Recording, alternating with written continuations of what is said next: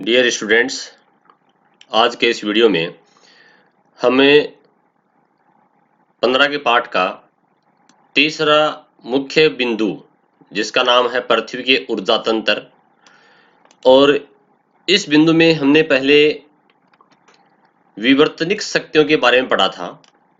एक बार थोड़ा सा अपन रिवाइज कर लेते हैं। कई प्रकार की शक्तियां पृथ्वी की सतह को बदलने के लिए निरंतर कार्य करती रहती हैं। देखिए, जब पृथ्वी की उत्पत्ति हुई थी उस समय पृथ्वी की सतह अलग प्रकार की थी, और वर्तमान में जो हम इसकी सतह, इसके धरातल को देखते हैं जो कि काफी अलग प्रकार की है, और आगे आने वाले वर्षों में पृथ्वी की सतह कुछ और हो जाएगी, यानी कि पृथ्वी की सतह बदलती रहती है। तो पृथ्वी की धरातल की जो सतह है वो बदलने के लिए कई प्रकार की शक्तियां कार्य करती रहती हैं। उन शक्तियों को ही विवर्तनिक शक्तियां कहते हैं। विवर्तनिक शक्तियां जो है वो दो प्रकार की होती हैं, आंतरिक विवर्तनिक शक्तियां और बाह्य विवर्तनिक शक्तियां। तो पिछले वीडियोस में हमने आंतरिक विवर्तनिक शक्तियों के बारे में पढ़ा था। इस वीडियो में हम बाह्य विवर्तनिक शक्तियों के बारे में समझेंगे। तो आंतरिक वाले में हमने जो विवर्तनिक शक्तियां पढ़ी थी उसमें मुख्य रूप से ज्वालामुखी, भूकंप जो कि पृथ्वी के अंदर होते हैं, सुनामी, ठीक है, और अंत में पढ़ा था अपन ने सृजनात्मक एवं विनाशक प्राकृतिक बल। अब बारी आती है बाह्य विवर्तनिक शक्तियां, यानी कि ऐसी शक्तियां जो पृथ्वी के धरातल के बाहर हैं और पृथ्वी की सतह को बदलने के लिए उत्तरदायी हैं, वो बाह्य विवर्तनिक शक्तियां कहलाएंगी। भूकंप, ज्वालामुखी, वो तो पृथ्वी के अंदर होने वाले कंपन के कारण, ठीक है, ज्वालामुखी जो गर्म पदार्थ है पृथ्वी के अंदर से निकलता है, इसलिए वो आंतरिक विवर्तनिक शक्तियां थी। बाह्य का मतलब क्या है? पृथ्वी के बाहर ऐसी शक्तियां जो पृथ्वी के बाहर होती हैं, धरातल के बाहर होती हैं, भूमि के बाहर, ठीक है, वो बाह्य विवर्तनिक शक्तियां हैं। और बाह्य विवर्तनिक शक्तियां जो है वो दो प्रकार की होती है, मुख्य रूप से अपक्षयण की शक्तियां और अपर्दन की शक्तियां। तो आज के इस वीडियो में हम अपक्षयण की शक्तियों के बारे में जानकारी प्राप्त करेंगे। तो चलिए अपन शुरू करते हैं। बाह्य विवर्तनिक शक्तियों में सबसे पहले यहाँ लिखा है कार्य करने के विधि। यहाँ लिखा है कार्य करने की विधि के आधार पर बाह्य विवर्तनिक शक्तियों को दो भागों में बांटा जा सकता है। प्रथम समूह में वे शक्तियां हैं जो अपने स्थान पर रहकर ही कार्य करती हैं, यानी कि पहली तो कौन सी है? जो अपक्षयण की शक्तियां ना, इनकी बात हो रही है कि प्रथम समूह में वे शक्तियां हैं जो अपने स्थान पर रहकर ही काम करती हैं, ठीक है, यानी कि एक स्थान पर ही रहती हैं। इनमें गति नहीं होती है, मगर ये प्रारंभिक तैयारी कर बाह्य विवर्तनिक शक्तियों के दूसरे समूह में मदद करती हैं।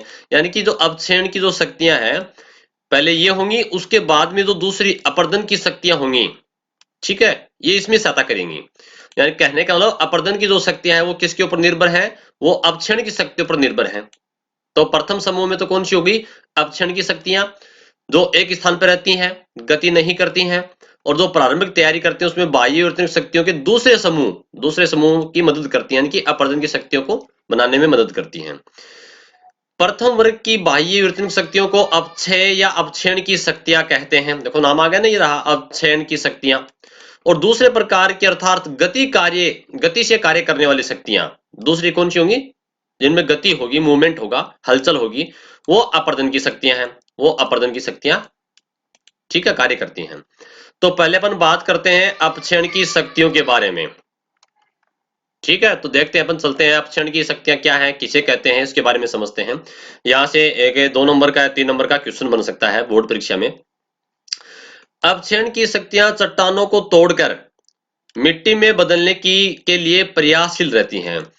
देखो, हमारे जो बाहर जो मिट्टी अपन देखते हैं वो मिट्टी, उसका निर्माण हुआ है, पहले बड़ी बड़ी चट्टानें थी, वो चट्टानें कई वर्षों में, कई हजारों वर्षों में धीरे धीरे टूटती हैं। तो टूटने को अपन क्या कहते हैं? अपक्षयण कहते हैं। अपक्षयण मतलब टूटना, ठीक है। तो ये बता रहा है कि अपक्षयण की शक्तियां चट्टानों को तोड़कर मिट्टी में बदलने के लिए प्रयासशील रहती हैं। अब ये चट्टानें टूटेंगी कैसे? ठीक है, तो इनको ये कई वर्षों में टूटती हैं, कई हजारों वर्षों में। सूर्य की गर्मी, जब चट्टानों के ऊपर तेज धूप पड़ती है, सूर्य का प्रकाश पड़ता है, ठीक है, तापमान 50 डिग्री तक हो जाता है गर्मियों के अंदर, आप देखते हैं। वर्षा होती है, ठीक है। पाला पाला यानी कि बहुत ज्यादा ठंड होती है उस समय, जब पानी की बर्फ जम जाती है, ठीक है, जब तापमान लगभग 0 डिग्री या -1 या 2 डिग्री 3-4 डिग्री तक पहुंच जाता है। अपने राजस्थान के अंदर भी 0 से लेकर के गर्मियों में 50 तक तापमान पहुंचता है। ठीक है, तो पाला और वायु, जो वायु चलती है उसके कारण भी चट्टानें टूटती हैं। ठीक है, ये भौतिक रूप से चट्टानों को तोड़ती रहती हैं। अब देखो एग्जाम में यहाँ छोटा क्वेश्चन बन सकता है कि भौतिक रूप से कौन सी शक्तियां अपक्षय की शक्तियां हैं, या भौतिक रूप से कौन से कारक अपक्षय की शक्तियों के लिए उत्तरदायी हैं। तो भौतिक रूप से कौन कौन से हैं? सूर्य की गर्मी, वर्षा, पाला और वायु। ठीक है, ये भौतिक रूप से क्या करती है? चट्टानों को तोड़ती हैं। ठीक, दिन में आप देखो एक एक को समझेंगे अपन ध्यान से। पहले अपन बात करते हैं सूर्य के बारे में। दिन में सूर्य की गर्मी पाकर चट्टानें फैलती हैं। देखिए कोई भी चाहे लोहा हो या धातु हो, अपन देखते हैं जब उसको गर्म करते हैं तो फैलती है, उसमें प्रसार होता है।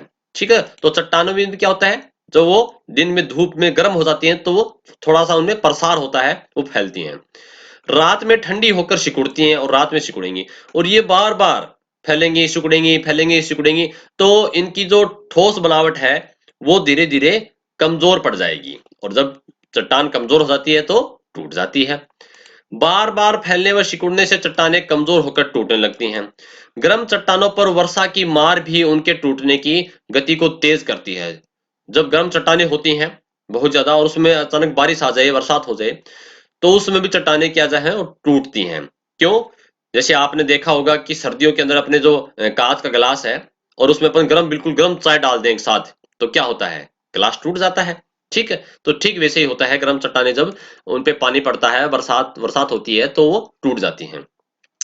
वर्षा जल चट्टानों को काटता भी है। अब बारिश का जब बहाव तेज से आएगा, कोई पहाड़ है, मान लीजिए पहाड़ पे बड़ी बड़ी चट्टानें हैं, तो ऊपर से पानी जब नीचे की तरफ बहता है बहुत तेजी से, तो चट्टानों से टकराता टकराता नीचे तक पहुंचता है। उसके साथ में जो अन्य और भी बड़े छोटे कंकड़ पत्थर हैं वो भी साथ में आते हैं, तो वर्षा के कारण भी चट्टानें कटती हैं। चट्टानों की दरारों में जमा पानी पाला पड़ने पर जमकर बर्फ बनकर फैलता है। अब मान लीजिए चट्टानों के बीच में दरारें हो गई, ठीक है, दरार आ गई, और बारिश होने से उसमें पानी जमा हो गया, और जब बहुत ज्यादा ठंड होगी, तापमान जब 0 डिग्री या -1 2 3 4 डिग्री तक पहुंचेगा, तो उस समय क्या होगा? पानी की बर्फ जमेगी। और पानी, आपको सब जानते हैं कि पानी की जब बर्फ जमती है तो उसका आयतन फैलता है, आयतन बढ़ता है उसका। ठीक है, जैसे मान लीजिए आप किसी एक बर्तन में, अपन फ्रीजर में बर्फ जमाते हैं, तो उसको पूरा पानी से भर के अपन रखते हैं, तो अपन जब बर्फ जमती है तो देखते हैं ऊपर ऊपर जो उसका जहां से पानी उसमें डालते हैं, वो उसकी सतह जो है पूरी फूली हुई हो जाती है। ठीक है, पानी की बजाय बर्फ का आयतन ज्यादा होता है। आपने छोटी क्लासों में पढ़ा भी होगा कि जो पाइपलाइन होती हैं, पाइपलाइन में अगर पानी जम जाता है, बर्फ जम जाती है सर्दियों में, तो पाइप फट जाते हैं, क्योंकि वो बर्फ, जो पाइपलाइन लाइन के अंदर जो पानी है, वो पानी फैलेगा जब बर्फ जमेगी, तो उसके आयतन में प्रसार होगा, उसको फैलने के लिए जगह चाहिए, तो वो दाब डालेगा, और दाब डालने से पाइपलाइन फट जाती है। तो ठीक वैसे ही क्या होगा? जो चट्टाने हैं, उन चट्टानों के बीच में, जैसे मान लीजिए एक चट्टान ये है, ठीक है, एक चट्टान ये है, और इनके बीच में यहाँ पर ये पानी भर गया है यहाँ पर, और यहाँ जब बर्फ जमेगी, पाला पड़ेगा, बहुत ज्यादा ठंड होगी, तो इस पानी को बर्फ इधर, इस चट्टान को इधर और इस चट्टान को इधर क्या करेगी? धक्का लगाएगी, जिसके कारण भी ये दरार और ज्यादा बढ़ जाती है और चट्टानें टूट जाती हैं। ठीक है, तो चट्टानों की दरारों में जमा पानी पाला पड़ने पर जमकर बर्फ बनकर फैलता है। इससे उत्पन्न बल चट्टानों को चटका देता है, तोड़ देता है। वायु के साथ उड़ते धूल के कण। अब देखो, जो वायु की बात हो रही है, वायु जब चलेगी तो अकेली वायु तो क्या करती है? चट्टानों को नहीं तोड़ सकती, लेकिन वायु के साथ में जब तेज हवा, पवन जिसको कहते हैं, बहती वायु को पवन कहते हैं। देखो पवन में और वायु में थोड़ा सा फर्क है। वैसे तो ये हिंदी में तो एक ही पर्यायवाची है ना? वायु, पवन, वात, समीर, हवा, ये सब पर्यायवाची शब्द हैं। परंतु विज्ञान की भाषा में वायु में और पवन में फर्क है। जो वायु बहती है तो उसे पवन कहते हैं। ठीक है, तो वायु के साथ उड़ते धूल के कण जब चट्टानों से टकराते हैं तो रेगमाल की तरह चट्टानों को घिसते हैं। देखो बहुत इंपॉर्टेंट बात है। जब बड़ी बड़ी चट्टानें हैं, और मुख्य रूप से अपन रेगिस्तान क्षेत्र में बात करें, तो वहां धूल भरी आंधी आती है, तो धूल के कण आंधी के साथ आते हैं, हवा के साथ आते हैं, तो चट्टानों से टकराएंगे, तो वो धूल के कण जो है वो एक प्रकार से चट्टानों पे प्रहार करते हैं, उनको चट्टानों को घिसने का, रगड़ने का काम करते हैं, रेगमाल की तरह काम करते हैं। रेगमाल आपने देखा होगा, जो जंग उतारने के लिए, लोहे की वस्तुओं पे जंग उतारने के लिए, या फिर कोई लकड़ी का कोई अपन जो कारपेंटर वगैरह है, लकड़ी को मुलायम या सॉफ्ट करने के लिए उस पे रेगमाल रगड़ते हैं, ताकि वो घिस करके क्या हो जाए, बिल्कुल समतल हो जाए, एक समान हो जाए। तो वो धूल के कण भी रेगमाल की तरह काम करते हैं उन चट्टानों के ऊपर। उनको धूल के मिट्टी के कणों जब टकराते हैं तो उससे वो घिस जाती हैं, टूट जाती हैं। हजारों वर्षों तक निरंतर चलने के कारण इन शक्तियों का व्यापक प्रभाव देखने को मिलता है। अब ऐसा एक या दो वर्ष में नहीं होता है, काफी हजारों कई वर्षों साल लग जाते हैं इसमें। रेगिस्तान में पहाड़ नहीं होने का कारण वायु की अपक्षण शक्तियों को माना जाता है। देखिए, रेगिस्तानी क्षेत्र के अंदर पहाड़ों की संख्या बहुत कम है। जैसे अपन बात करें आसाम, ठीक है ना, उधर मणिपुर, मेघालय, तो वहां तो बहुत पहाड़ी पहाड़ है, बहुत ज्यादा। क्यों? क्योंकि वहां पर आंधियां नहीं चलती हैं। ठीक है। अपने यहाँ पर आंधी, राजस्थान की बात करें तो यहाँ आंधी बहुत ज्यादा है। तो आंधियों के कारण क्या होता है, यहाँ पर जो कई वर्षों के अंदर अगर पहाड़ थे भी, तो वो धीरे धीरे घिसते घिसते वो मिट्टी में अपक्षण हो गए, मिट्टी में बदल गए। ठीक है। फिर भी अपने रेगिस्तान में कुछ पहाड़ अपन देखते हैं, तो वहां आप थोड़ा उनको नोट कीजिएगा। वो पत्थर आपको बिल्कुल गोल मटोल मिलेंगे। ऐसा लगेगा कि वो पत्थर बिल्कुल उनको कहीं किसी ने घिस करके उनको रखा हो, बड़ी बड़ी चट्टाने, है ना। आप देखते हैं तो अगर आपको कई अपने गांव के आसपास क्षेत्र में से छोटी छोटी पहाड़ियां मिल जाएंगी। पहले वो बड़े विशाल पहाड़ हुआ करते थे, लेकिन वो घिसते घिसते उनमें कुछ चट्टाने, 15-20 टुकड़े जो चट्टानों के वो बचे हुए, वो मिलेंगे आपको। ठीक है। अब क्षण शक्ति ने रेगिस्तान के पहाड़ों को रगड़कर रेत बना डाला है, और ये रेत में बदल गए हैं। आगे लिखा है, प्रकृति में चलती रहने वाली रासायनिक क्रियाएं। अब देखो, रासायनिक क्रियाओं की बात करेंगे। वो तो भौतिक कारक थे, अब रासायनिक हैं। जैसे ऑक्सीकरण, कार्बोनेटीकरण, जल के अणुओं का जुड़ना, विलयीकरण आदि भी चट्टानों को कमजोर कर उनके अपक्षण में मदद करती है, यानी कि तोड़ने में मदद करती हैं। ठीक है।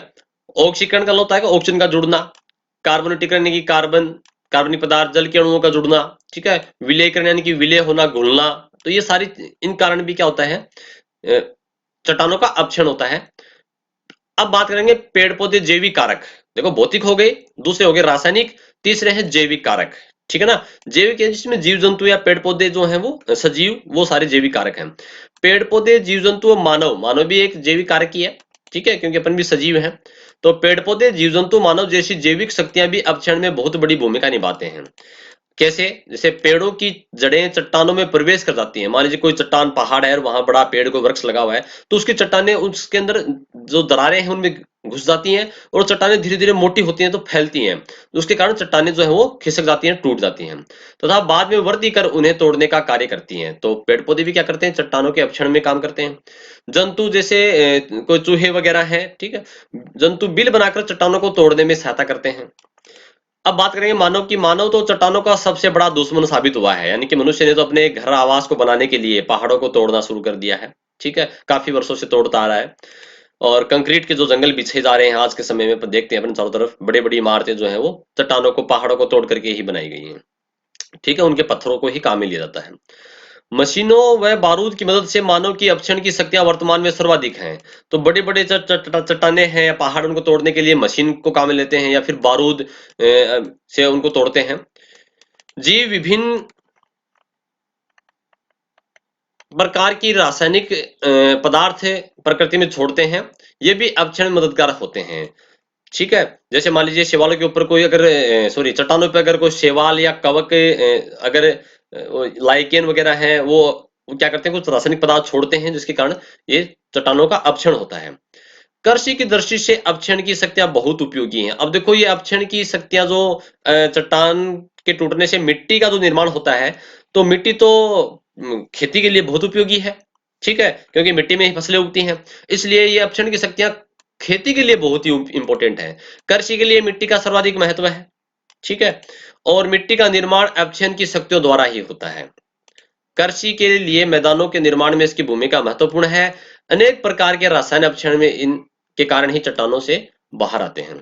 तो हमने बाह्य विवर्तनिक शक्तियों के अंदर जो अपक्षण की शक्तियां हैं उनके बारे में पढ़ा। अगले वीडियो में हम अपरदन की शक्तियों के बारे में पढ़ेंगे। अब देखो, एक क्वेश्चन यहाँ से ऐसे भी आ सकता है कि बाह्य विवर्तनिक शक्तियां किसे कहते हैं, ये कितने प्रकार की होती हैं। तो अपक्षण की शक्तियां और अपरदन की शक्तियां दो प्रकार की होती हैं। ठीक है। ये ऐसे आ सकता है, अपक्षण की शक्तियां और अपरदन की शक्तियों को समझाइए। तो ये प्रश्न कई प्रकार से बन के आ सकते हैं, तो आपको हम एक एक पॉइंट को ध्यान से समझ रहे हैं। और ये जो अपरदन की शक्तियां वाला जो पॉइंट है काफी बड़ा है, क्योंकि इसमें वायु, जल, बर्फ, ठीक है, इन तीनों के चलने से गति के कारण जो है वो जो अपने मूवमेंट के कारण, क्योंकि अपरदन की शक्तियां गतिशील होती हैं, ठीक है, अपक्षण की शक्तियां तो एक जगह स्थिर थी, और ये अपरदन वाली गतिशील होती हैं। तो ये वायु के द्वारा, जल के द्वारा, बर्फ के द्वारा, इनके द्वारा अपन समझेंगे। काफी बड़ा वीडियो है, इसको अपन नेक्स्ट अगले वीडियो के अंदर जानकारी प्राप्त करेंगे। धन्यवाद।